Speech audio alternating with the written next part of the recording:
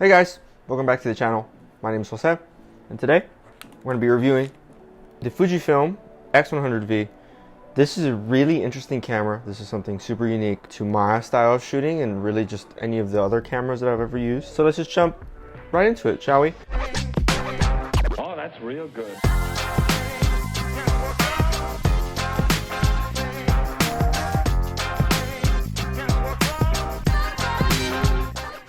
Bit disclaimer though before we jump into everything, so you understand really where I'm coming from. I have shot Sony, basically only Sony, for the past 5 years. Started off on an A6000, you know, the little aps-c camera, and then I moved on to the A7 II, and then now I'm currently shooting this video right now, and for the past 3-4 years on an A7R2. It's a great camera, I love it, and I wish I could upgrade, but I'm trying to save money. So that's kind of the issue. You know, keep in mind when I'm going through all these, my thoughts on this camera and all these, you know, specifics, because I'm a Sony shooter. So I'm looking at this through Sony glasses. Just keep that in mind. I haven't shot Leicas. I didn't start on Canon or Nikon. I didn't start on film. Well, I have shot film a lot recently in the past few years. It's mainly been digital. It's mainly been mirrorless. So just kind of keep that in mind. In terms of point and shoots, I've really only used two. I started on the Canon SX, I think 620 power shot. This camera freaking sucks, but if you want a review on it, I can definitely do that. And then my other point and shoot, which is really my main go-to for video and stuff, was the Sony Rx100. I think this is the Mark III. Yes, this is the Mark III. This is a great little camera. I love that it has a flip-up screen, all that good stuff. So this is really where I got out with point and shoots. But then I heard about Fuji's lineup, and I had used Fuji in the past real quick on the GFX 50. That camera's great, but I never really worked with any of the raw files or film simulations, the colors, and really my main workflow has always been Sony RAW. So just kind of keep that in mind as we move forward into the review. Okay, so specs of the camera and kind of everything about it that you might want to know if you're looking at a review video. This is part of Fuji's X100 series of cameras. You know, they came out with a couple. I think it's like X100S and then the F and all that good stuff. This one came out in 2020, updating the old X100F from 2017. It counts as a point and shoot, which basically means you can't like remove the lens. Versus, I guess this one, I should have brought an example with me. Whoopsies.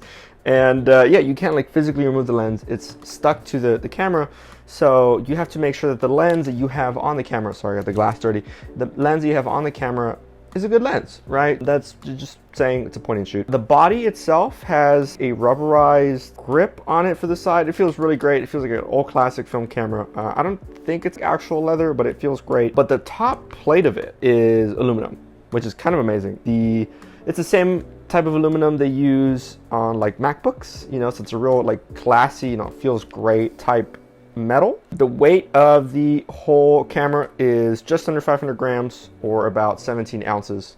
So it's like kind of light, you know. It's not as light as something like, you know, a Sony point and shoot, but now that I'm holding both, they do kind of feel like this just feels more dense. So this actually feels pretty good. The lens on the Fuji camera is technically a 23mm lens, but because this is an aps-c sensor, meaning it's a smaller sensor and there's a crop factor to it, really all that means is that the sensor acts more like a 35mm lens, which honestly I think is great, because for point and shoots I prefer a wider lens because there's more I want to capture, right? It's just easier, you know, if I want to capture something quick, we'll move on to all those things. It's easier to have a wider lens. The lens is also an f2 at the lowest, and the highest it goes all the way to f16, which is a little low. I would have liked like an f22 option, but I'm not picky. I'm not going to be like, oh my god, I don't have f22. Like, it's still a great lens. It's the same length as the previous X100F, so the previous series, but it's an updated version, so it has less glare and it's much sharper. I've heard a lot of complaints about the previous X100F series camera. This one just, you know, this lens is perfect. Not perfect, but it's pretty freaking good at what it does. It has the X-Trans CMOS 4 sensor, bunch of big words, basically means that it's Fuji's updated sensor that they use on like their X Pro 3 lineup and all that good stuff. The dynamic range on the sensor is actually pretty comparable to Sony A7 II series, which is interesting because this is an aps-c sensor and it can still pull out big dynamic ranges like a full frame camera, you know, mirrorless camera. So just, you know, kind of keep that in mind, as this thing can kind of carry its own weight. It's a 23 megapixel image, and you can shoot 30 frames a second with electronic viewfinder. I have not needed to get that far or quick. We'll kind of cover that in a bit. This camera also has an optical viewfinder, or an OVF that we'll be referring to, or an electric viewfinder, or an EVF. So the OVF is, if you ever used a rangefinder camera or something similar, you don't actually see through the lens. What actually happens is you see through a little window on the side of the lens right over here, and that gives you a better perspective of the environment that you're taking, you know, because you don't just see what the sensor sees, you see everything around it, so it gives you a little bit better awareness of what's going on, but you can't see the exposure. So for that, you can, if you really want to, you could use the EVF, which will let you see exactly what's on the image. Just like a mirrorless camera, it'll literally show you what the sensor is seeing, updated with exposures and all that good stuff. So that stuff's great. You know, you can switch between the two. You know, if you kind of look at the camera right here, look at the little window. When it blocks it out, you're in EVF mode, right? So that's kind of cool. Another thing you can do is, if you really like the optical viewfinder, and this is the mode I usually shoot in, but you want to see exposures and stuff, you can switch it to a hybrid mode, meaning that you can stay in OVF, so you can see your subject, but on the bottom right of the window, it'll show a little preview of the EVF screen. So it'll have like a mini screen that'll show you like your exposure and a little bit of your composite, all that good stuff. It's a really cool feature. If you do end up getting one of these cameras, I basically just have it on that mode all the time, whether it's OVF or hybrid. EVF I really only use if I'm like really nervous, or if I'm handing off a camera to someone that might not know too much about cameras and I want them to get their composition right, EVF is fine. It has a two-way tilt up and bottom touchscreen. The touchscreen is actually pretty cool. It sits flush with the camera, so it doesn't get in the way. Like, I forget that it tilts because it seats so cleanly. You can kind of see that's as high as it goes up, and it can kind of tilt down as well. That's as far as it goes down. I really wish it had like a fully slide up feature, you know, just like the Sony Rx100. You know, this thing is freaking sick. But then again, I feel like the body is more set up for that full tilt screen versus the body of the X100V, and really all these X100 cameras, the little viewfinder kind of gets in the way. And I don't know, maybe there's something in terms of like camera design that I don't understand that doesn't let you build a screen like that. Would have been really nice, or like a tilt to the side screen would have been really cool, but it's whatever. This camera isn't really for video, and we'll kind of talk about that later, but it would have been nice. It's got a built-in flash, which honestly I think the flash is really good. We'll talk about the flash more later. And as well as you have your like dials, which is kind of cool. So you have dials for your shutter speed. You have dials, you know, if you pull this up, which by the way, the dials feel freaking incredible to use. Then you can mess around with your ISO, and then your aperture is on the lens to move that. So the feel of this camera, as well as like the exposure comp, is kind of amazing. They did a really good job in terms of like making the camera enjoyable to use. So just kind of, you know, have that in mind. It's weatherproof with an included like ring filter they have. I think the way I have it set up now, it's still waterproof. Essentially, weatherproof. Correction, weatherproof, not waterproof. You can throw this in the pool and it'll be fine. But you know, if you take it out and there's a little rain or something, you'll be fine. But the way I have it set up, it should be fine. As long as you have something on like the main lens, you're good to go, like a hood or something, a filter, you should be fine. It has threading for a shutter release button. So if you can see right here, this red button doesn't actually come with the camera, but you can put like any custom one you want. It's the same threading as like film cameras, but just in case, I would look for something that's specifically for Fuji. So you can throw whatever you want. I just have a little red metal button on it, but you can have like a wood one or a decorated one, whatever you want. It's kind of cool. And it's compatible. Fuji has an app for iPhone or Android where you can do remote shooting, you can export your photos, control all that good stuff. You know, you can correct directly wirelessly to the camera. It's got a Type-C port for charging, as well as a mini HDMI for monitors, and a mic jack for microphones. I wish they would have included like a headphones jack, but I'm not too picky. I'm not going to complain. That's still a good setup for the package that we've got.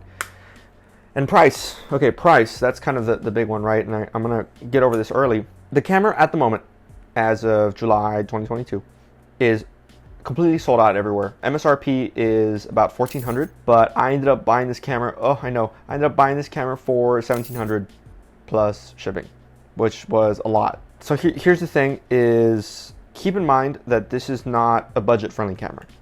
Even when they go back in stock and it drops down on MSRP, this is not a camera that's like a RX100 or whatever, or even like the Canon PowerShot where you can just throw around whatever. Like this cost me more or just as much as my Sony A7R II.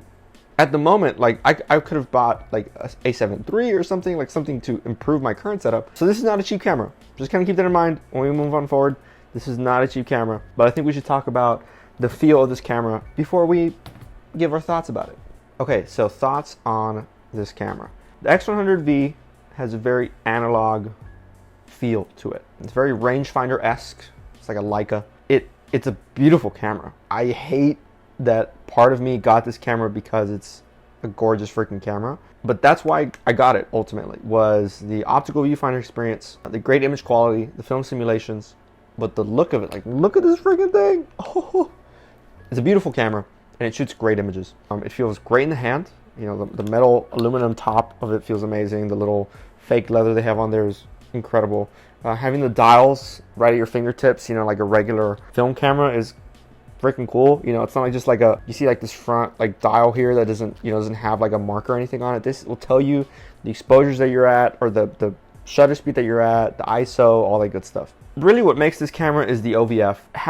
Being able to see, you know, your field of view, full field of view, with little non-intrusive indicators showing you where your frame lines are and all your other settings if you want to enable them, as well as having an option for an EVF, makes it feel like an analog rangefinder without the limitations of an analog rangefinder, giving you the benefits of mirrorless system.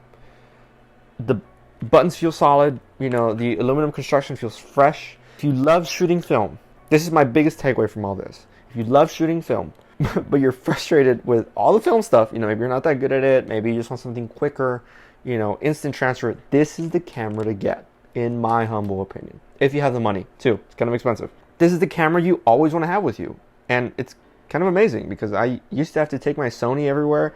I was like, man, it's heavy. And so then I started doing film. I did a little bit of slide film with my Canon AE Mark I. Video coming soon. But this camera is just easy to go. Bring it wherever I want. I can give it to anyone so they can use it.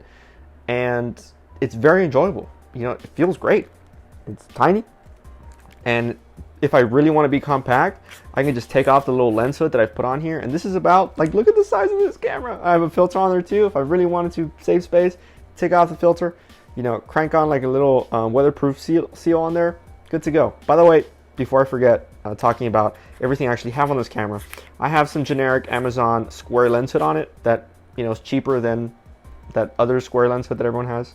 I have a black Pro Mist. I think it's a quarter. Let's see. Yes, a black Pro Mist quarter on there to give it a little bit more spread on the highlights. I love that angelic look. I have some Peak Design straps and stuff on here. I kind of change throughout what I'm feeling.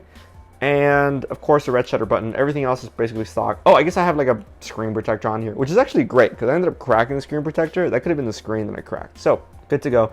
I generally always have this camera on me wherever I am. The lightness of it, I can just have it on the strap. Good to go. It's kind of amazing. So now let's move on to images. So all the sample images that are going to be shown have been shot on, as I just mentioned, the Black Pro Mist 1/4. Unless otherwise specified, all images are straight JPEGs. I did not do any editing. I did not look at the RAWs or anything. They're just straight out of the camera using a variety of film simulations, mainly like Portra film simulations. And the videos that will be shown later of the camera's video features are not shot in F-Log because I do not know how to grade F-Log. So I just kept it simple, some minor adjustments that are usually recommended for a flatter image that I will then color grade. But without further ado, here are the preview images for the X100V.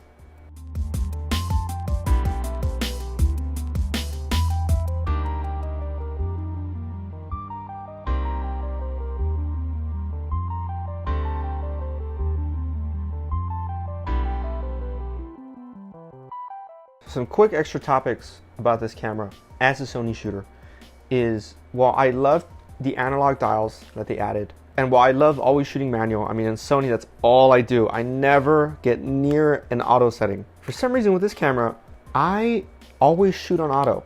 I don't know what it is. I don't know what Fuji magic they put in this camera, but the auto mode for it works pretty freaking good. And if anything's not to my liking, then I just change the exposure dial and then we're good to go.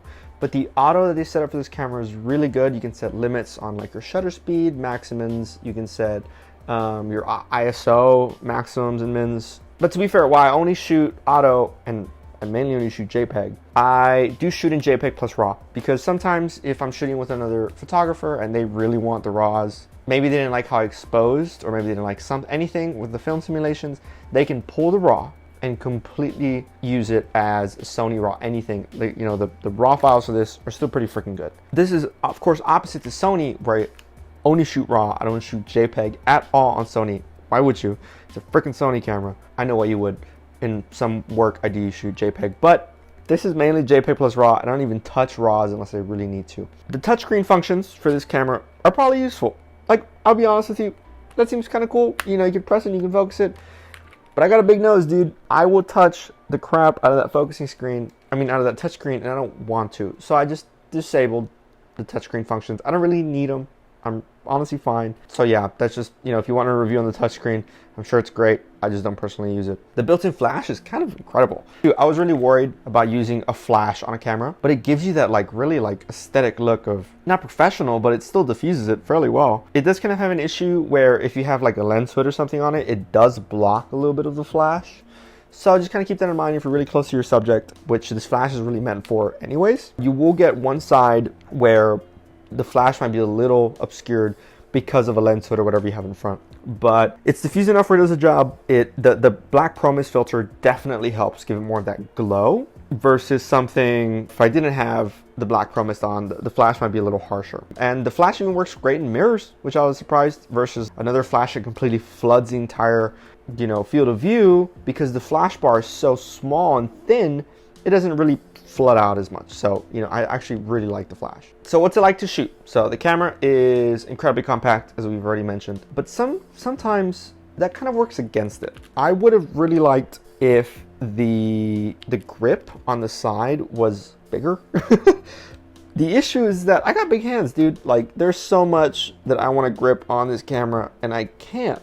If this was just a little wider, it would have just been a little more comfortable. So it's a little too compact for me personally, but I still love it. And I have ordered it's like an Arc Swiss bottom for it that also extends with a little wooden grip on the side to see if I like it. It's gonna make the camera bulkier, a little heavier, but it'll make it more comfortable to shoot. So I can just take that on and off if I want to. Shooting with the OVF gets tricky. While it's a great to use, I'm not used to rangefinders. So for example, like I've already got some smudge on it on the OVF. You know, just keeping your fingers away from that is something that I still have to get used to. Another issue is I'm used to using both hands to shoot. Now we use you kind of see the issue. I use both hands to shoot, and I used to always cover the window of it for the OVF. So I had to get used to like shooting a different way, you know. And if you're used to rangefinders, you won't have this issue. It's only for those that are not used to having something they can physically block that isn't the lens, right? So kind of keep that in mind. Again, if you just want to shoot in EVF mode, then you don't have to worry about this. But my personal opinion is you buy this camera to try the OVF feature, so blocking it kind of ruins that. So just kind of keep that in mind, is if you're using it, if you end up getting a camera that is like this, keep your grubby little fingers off of it. There is no D-pad on the camera, which I am a little upset about. The nipple switch that they have on here, which I don't know the name of it, but it's kind of not that comfortable to use.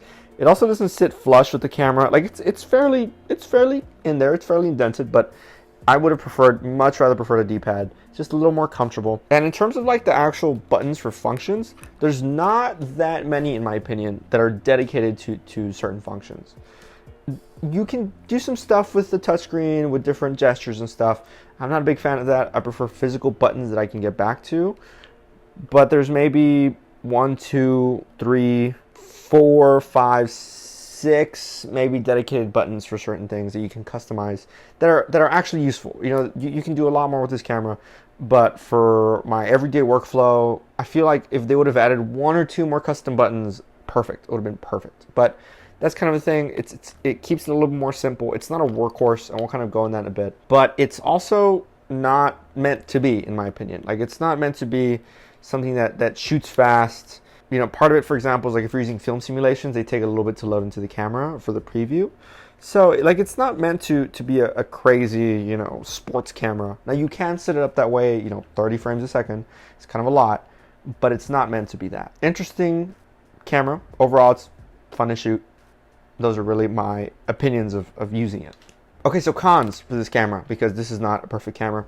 I doubt there ever will be a perfect camera. As I mentioned before, it is not a workhorse, meaning it is not something you would want to take for work, for pumping out a bunch of images, professional images. It's a fun camera. It really is, in my opinion, the best point and shoot. You can fight me on this. It is the best point and shoot on the market, but it's not the best camera on the market, right? There are much better options out there that will do very different jobs. Not being able to change lenses, kind of a bummer, of course, but you can attach adapters or conversion lenses that'll make it, you know, a 50mm equivalent, I think it's a 24mm equivalent, where it'll zoom it in or widen it out. Ultimately, you don't want to be carrying those around. That's not the point of this camera. It's not meant to be a workhorse. It's meant to be something, you know, it's a point and shoot, bring it wherever you want. Another con that's very specific is, of course, like I mentioned, you have to hold the camera a certain way or you get in the way of the rangefinder if you're using OVF mode. The camera can be slow to preview images, so with this camera, I really wanted, I don't have this on my Sony, but on this camera, whenever I shoot, I want to see a preview of what I shot with the Fuji.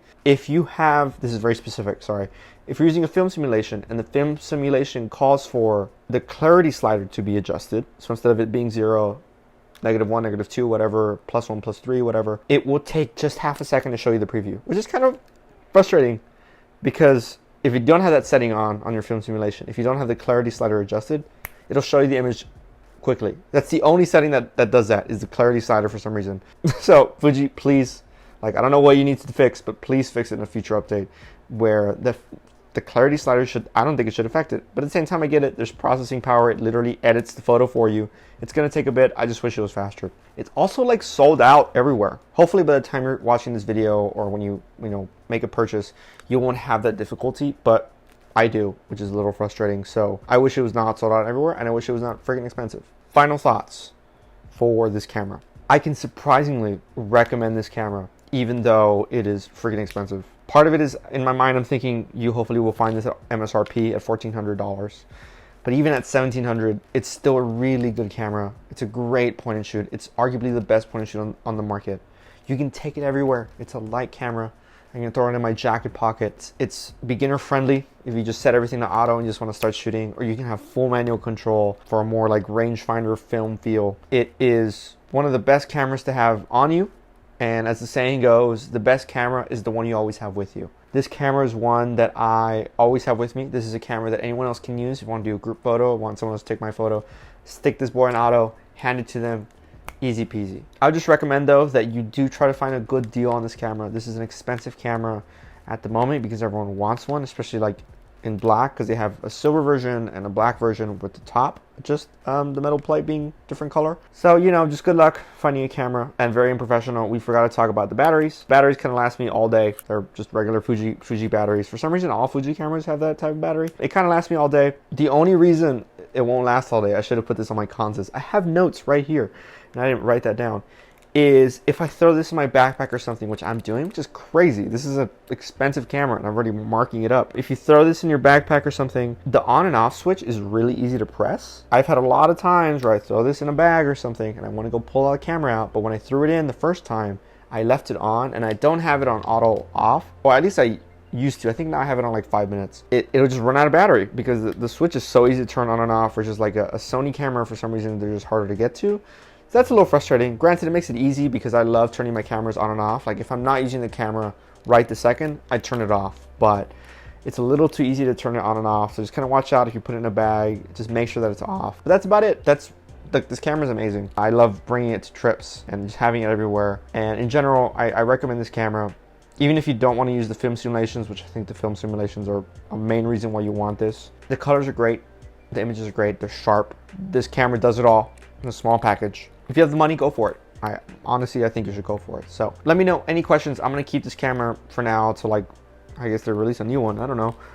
Any questions, just send a comment. I want to thank you all as well on such good support on the last video, the Hasselblad Instax back video. That video came out great. And thank you all for watching it. Thank you all for watching this. Hope to see you all in the next video. and have a good rest of your day. Peace.